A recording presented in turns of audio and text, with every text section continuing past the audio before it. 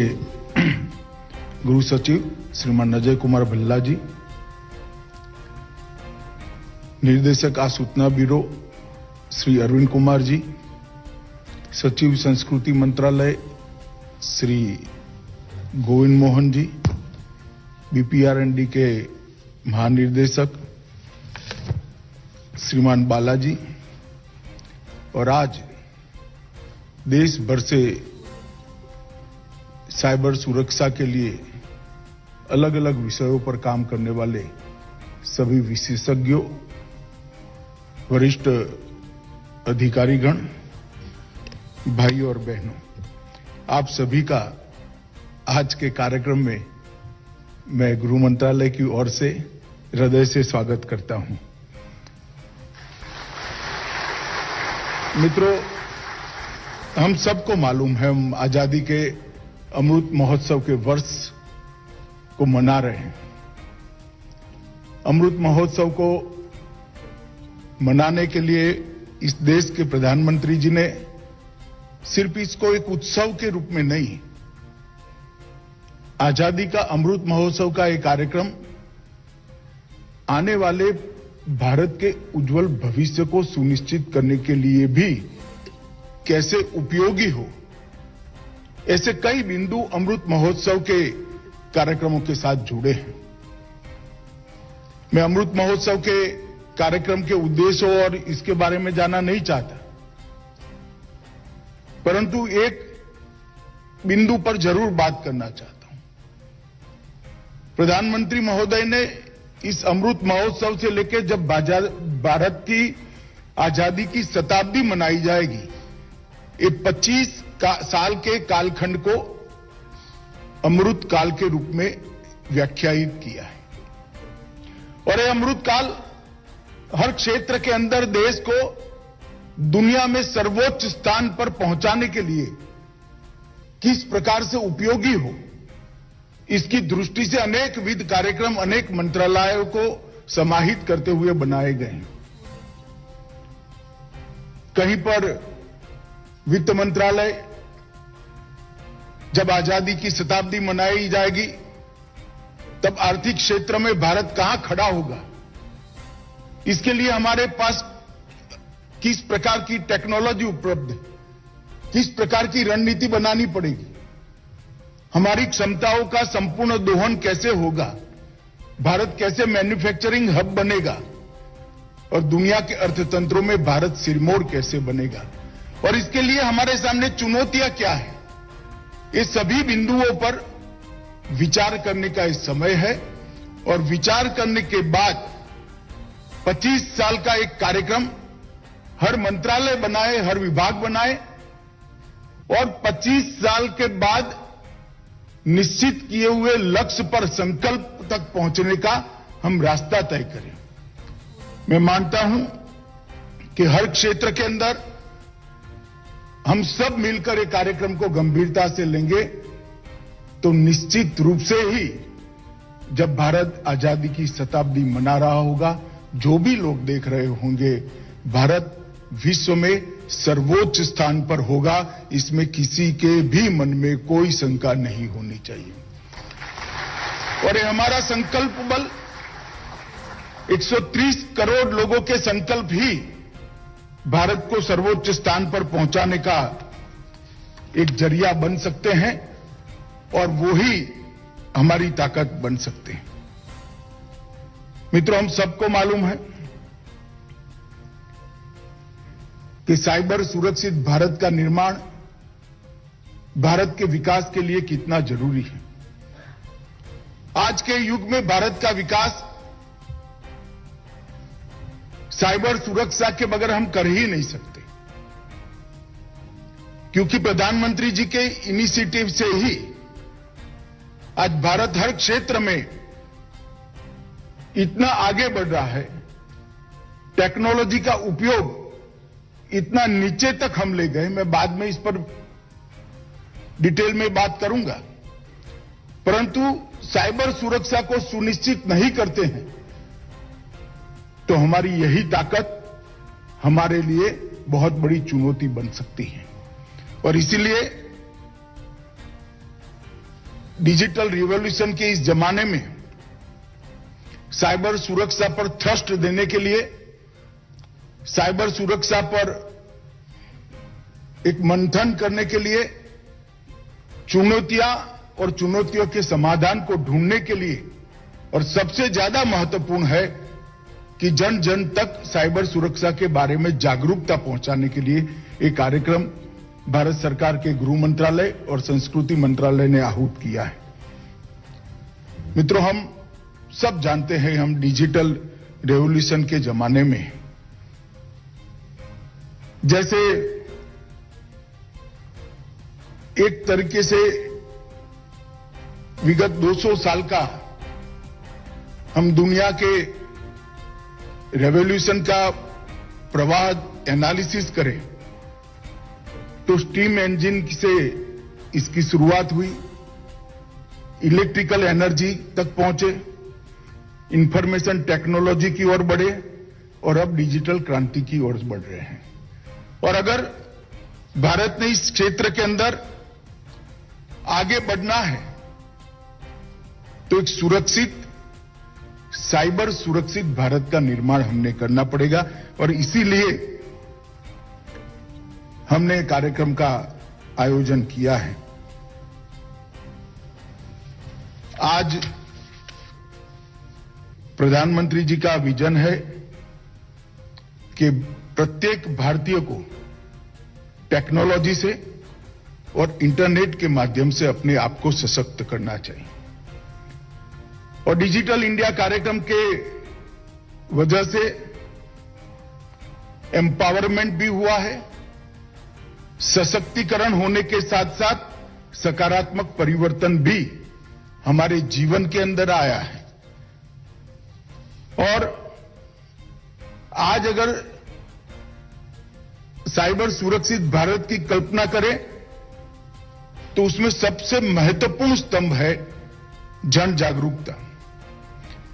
हमारे टेक्नोक्रेट कितनी भी सुरक्षा की सुविधाओं का अनुसंधान कर ले, कितने भी रास्ते ढूंढ ले, मगर लोगों में जागरूकता नहीं है तो जागरूकता के बगैर इसका उपयोग नहीं हो पाएगा। और इसीलिए जन जागरूकता, जनहितकारी, टेक्नोलॉजी के चुनौतियों को जनहित में उसका समाधान ढूंढने का हमारे साइबर एक्सपर्ट्स का प्रयास और अंततोगत्वा जन कल्याण। आज 130 करोड़ भारतीयों को उनका सरकार से मिलने वाला बेनिफिट डीबीटी के माध्यम से सीधा उनके बैंक अकाउंट में पहुंच रहा है। मैं मानता हूं ये बहुत बड़ी, भारत जैसे देश में बहुत बड़ी क्रांति है। 2014 के पहले हम इसकी कल्पना ही नहीं कर सकते थे क्योंकि 60 करोड़ परिवार ऐसे थे, 60 करोड़ लोग ऐसे थे जिनके परिवार में बैंक अकाउंट ही नहीं था। डिजिटली ट्रांसफर करने की तो बात छोड़िए, वो बैंक अकाउंट ही नहीं रखते थे। अपनी सुविधाओं को लेने के लिए, अपनी योजनाओं का फायदा लेने के लिए दर दर भटकना पड़ता था, कहीं करप्शन का भी शिकार होना पड़ता था।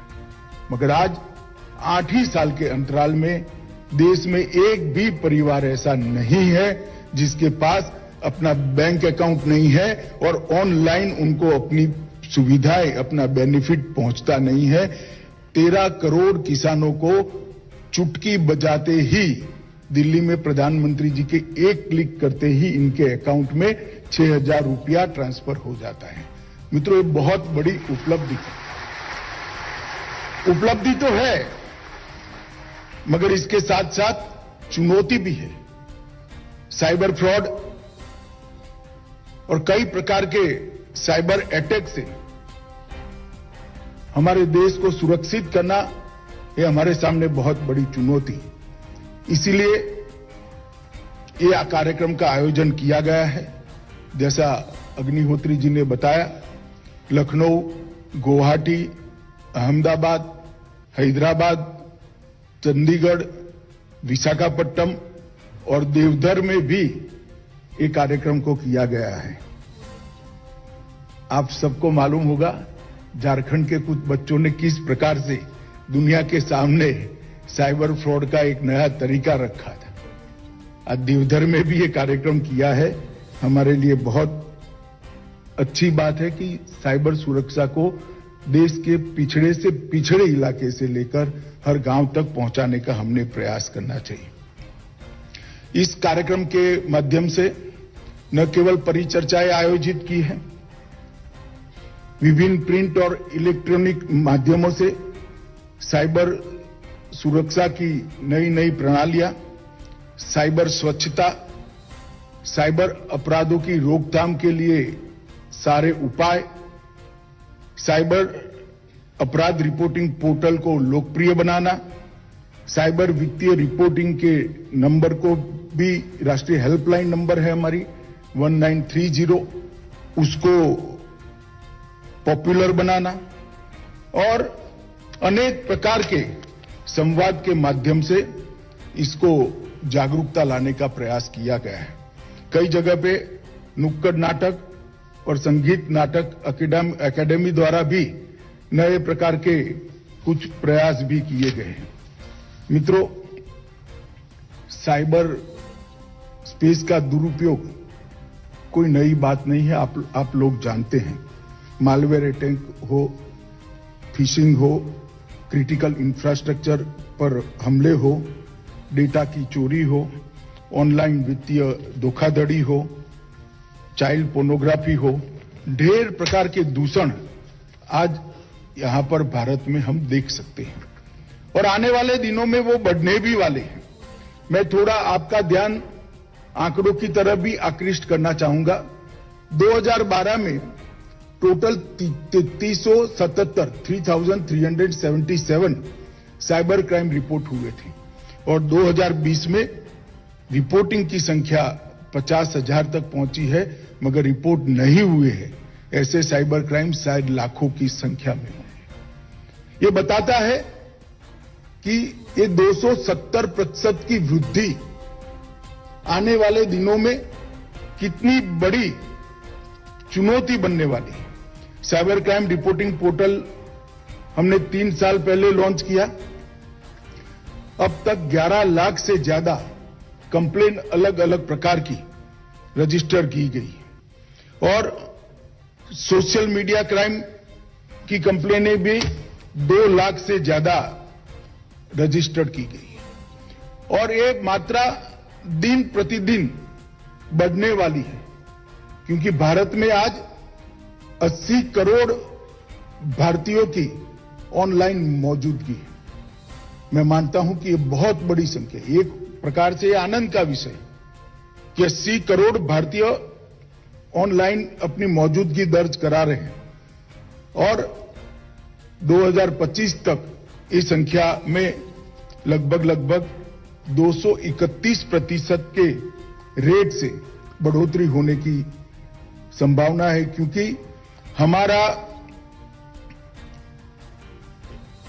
प्रति जीबी डाटा की लागत में ये 8 साल में 96% कमी आई है और ये कमी और बढ़ने वाली है।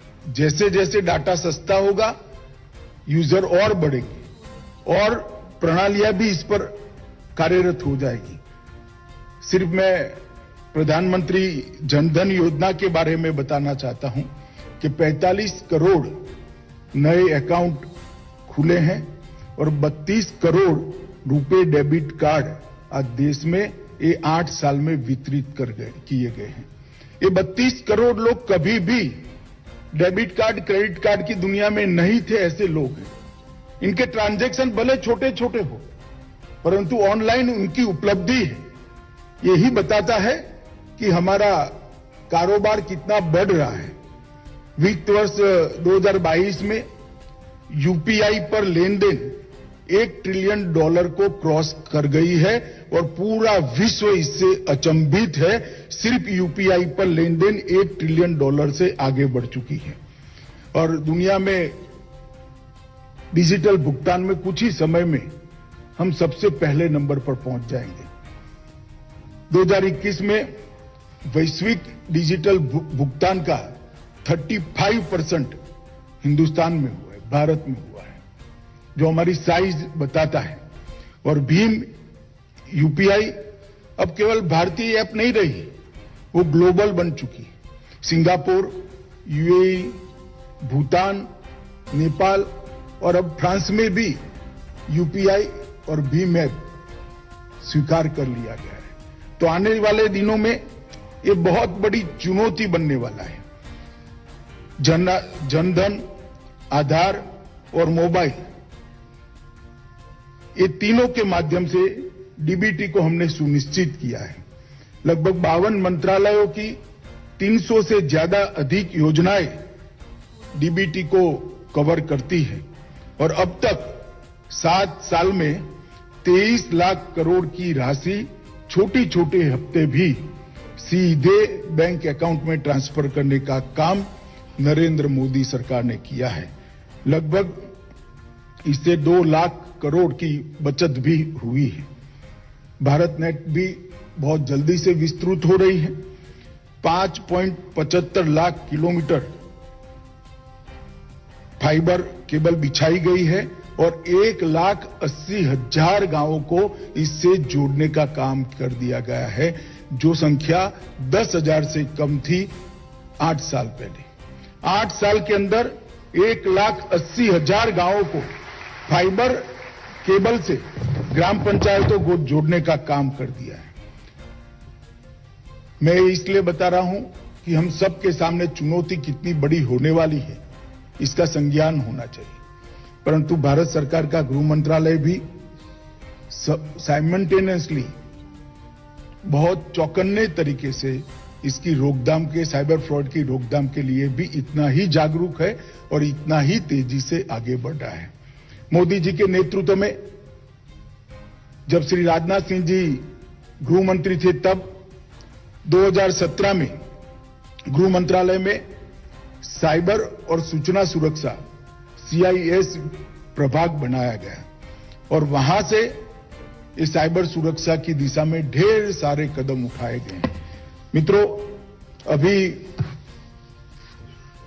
थोड़ा तो बताया गया, मगर रिपीटिशन हो तो भी मैं जरूर बताना चाहूंगा। I4C और CIS डिवीजन के तहत, जैसे पहले बताया, 7 स्तंभों में इसकी रोकथाम के लिए काम चल रहा है।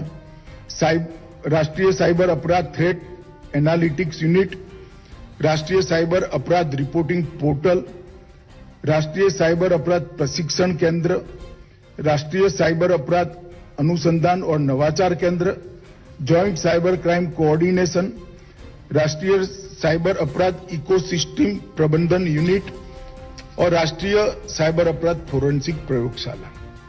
और मुझे कहते हुए आनंद है कि कैपेसिटी बिल्डिंग के लिए भी I4C ने ढेर सारा काम किया है और साइट्रेन पोर्टल विकसित कर अनेक लोगों को प्रशिक्षित करने का भी काम हुआ है। देश भर के पुलिस के अलग अलग स्तर के ऑफिसरों को 16,000 से ज्यादा लोगों का इस पोर्टल पर से ट्रेनिंग करने का काम समाप्त हो चुका है और 6,000 लोगों को सर्टिफिकेट देने का काम भी समाप्त हो चुका है। और इसके साथ साथ साइबर फोरेंसिक जांच में भी हम राष्ट्रीय साइबर फोरेंसिक प्रयोगशाला जो बनाई है, इसके साथ साथ नेशनल फोरेंसिक साइंस यूनिवर्सिटी में भी एक अलग प्रकार से R&D का काम चल रहा है। देश भर में और दुनिया में कहीं भी साइबर फ्रॉड का या साइबर अटैक का नए प्रकार का हमला होता है, नेशनल फोरेंसिक साइंस यूनिवर्सिटी इसका संज्ञान लेकर उसको इस पर R&D कर इससे बचाव का, सुरक्षा का एक नए प्रकार की प्रणाली विकसित करने के लिए काम कर रहा है। और मैं वहां जाकर आया हूं, इनका डिटेल रिपोर्टिंग भी मैंने लिया है। मैं आप सभी को आश्वस्त कर सकता हूं कि दुनिया भर में नेशनल फोरेंसिक साइंस यूनिवर्सिटी का हमारा जो यूनिट है, दुनिया भर में कोई रैंकिंग नहीं है, मगर जब भी रैंकिंग शुरू होगी वो नंबर 1 पर खड़ा होगा, इसका मुझे पूरा भरोसा है। बहुत अलग तरीके से दुनिया भर के साइबर फ्रॉड का एनालिसिस करना और वो साइबर फ्रॉड के नए तरीकों से देश को सुरक्षित करने के लिए, देश की जनता को सुरक्षित करने के लिए और अंततः पूरे विश्व को सुरक्षित करने के लिए हमारे बच्चे जो R&D कर रहे हैं उनकी स्पीड भी बहुत तेज है और वो जिस कंक्लूजन पर जिस स्पीड से पहुंच रहे हैं, मुझे भरोसा है कि दुनिया भर के आने वाले दिनों में दुनिया भर के फ्रॉड को रोकथाम के लिए ये नेशनल फॉरेंसिक साइंस यूनिवर्सिटी का यूनिट बहुत काम में आएगा। मित्रों, साइबर सुरक्षा एक प्रकार से राष्ट्रीय सुरक्षा के साथ भी जुड़ी है। हम सब जानते हैं कि कई प्रकार के साइबर अटैक जो हमारी देश को सुरक्षित देखना नहीं चाहते हैं, वो अनेक हमले करते हैं, अनेक प्रकार के हमलों का प्रयोजन भी करते हैं। कुछ देशों ने तो इसके लिए साइबर आर्मी भी बनाई हुई है, मगर हम भी इसकी सुरक्षा के लिए मैं आपको सुनिश्चित करना चाहता हूं कि भारत सरकार का गृह मंत्रालय भी इसकी सुरक्षा के लिए बहुत चौकन्ना है और हर कदम पर हम इसकी रोकथाम करने के लिए अपने आप को अपग्रेड भी कर रहे हैं और अपने आप को इसके लिए सुनिश्चित सुरक्षा हो इसके लिए तैयार भी कर रहे हैं। मित्रों, साइबर फ्रॉड के कई नए आयाम आने वाले दिनों में देखने में अभी भी आ रहे हैं, आने वाले दिनों में भी आएंगे। साइबर स्पेस सुरक्षा के संदर्भ में भी हमने बहुत सारे इंतजाम करने पड़ेंगे। नागरिकों की प्राइवेसी के प्रश्न आज ही उपस्थित हो चुके हैं। क्रिटिकल इंफॉर्मेशन सिक्योरिटी के संदर्भ में और सतर्कता हमें बरतनी पड़ेगी। डाटा और इंफॉर्मेशन ये दोनों आने वाले दिनों में बहुत बड़ी आर्थिक ताकत बनने वाला है। डेटा की सुरक्षा और इंफॉर्मेशन की सुरक्षा के लिए भी अपने आप को हमने तैयार करना पड़ेगा और ओवरऑल राष्ट्रीय सुरक्षा के बारे में भी हमें अपने आप को तैयार करने पड़े। कई प्रकार की चुनौतियां हमारे सामने हैं। मुझे विश्वास है आज पूरा दिन जो यहाँ पर चर्चा होगी, इसमें टेक्निकल सेशन जो है इसमें सारे विषयों को समाहित कर लिया गया है और ये जो आजादी के अमृत महोत्सव का एक नए प्रकार का इनिशिएटिव संस्कृति मंत्रालय और गृह मंत्रालय ने लिया है, मुझे विश्वास है कि आजादी की शताब्दी जब देश मना रहा होगा तब कम से कम साइबर सुरक्षा की दृष्टि से देश सुनिश्चित होगा और दुनिया में सबसे ज्यादा सुरक्षित साइबर एटमॉस्फेयर अगर दुनिया में कहीं पर भी होगा तो हमारे भारत में होगा। इसका मुझे पूरा भरोसा है। आज के दिन में संस्कृति मंत्रालय और गृह मंत्रालय के सभी लोग जो इनसे जुड़े हैं, कार्यक्रम से जुड़े हैं, वो सभी को बहुत बहुत शुभकामनाएं देता हूं और ये भी कहना चाहूंगा कि इसी वर्ष में हम संकल्प लें कि साइबर अपराध से आजादी का संकल्प लेकर जब देश शताब्दी मना रहा हो तब दुनिया में साइबर सुरक्षित भारत बनाने में हम सफल हो। यही मेरी शुभकामना है। वंदे मातरम।